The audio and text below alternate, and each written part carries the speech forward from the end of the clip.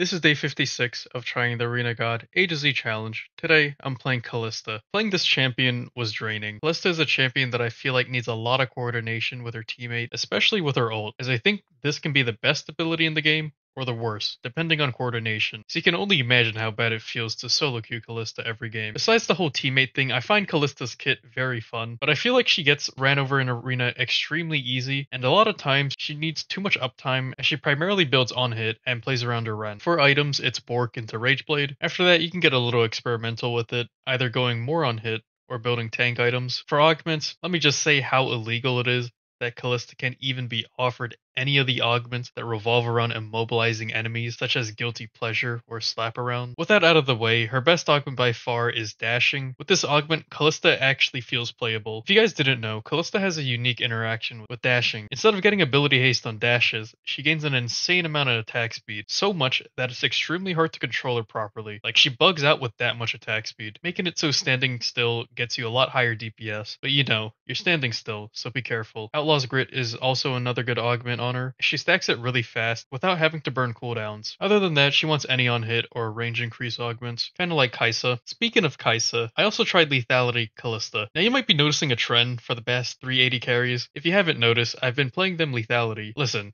I don't have a problem with their normal builds. It's just that all three of them just so happen to need a lot of uptime, which can be really hard to do in Arena, especially in Kalista's case, where everyone is a lot tankier, which means you need a lot more spears in them. So I much prefer Lethality as it offers more burst and requires less uptime, plus no one is balancing assassin items. Unlike Kaisa, I'd say it's a lot easier to force Lethality Kalista as the build isn't tied to augment choices. For the build, I just like buying assassin anvils, but getting an LDR either last or second to last item. For Prismatic, Duskblade is the best, but Prowlers is also a good choice as Kalista can proc it very easily. Augments, any damage ones are good. Two augments that are also really good are Skilled Sniper and Bread and Butter, as the extra CDR on your Q can be really helpful. In total, it took 21 games, which makes me sad because I came really close to winning multiple times before 10 games, but it is what it is. In the end, the job is done, and thank God, because it was just frustrating playing her towards the end. I'll give Kalista a 5. I'll probably be streaming on Twitch shortly after this video goes live. Like and follow for more. Check in tomorrow for Karma.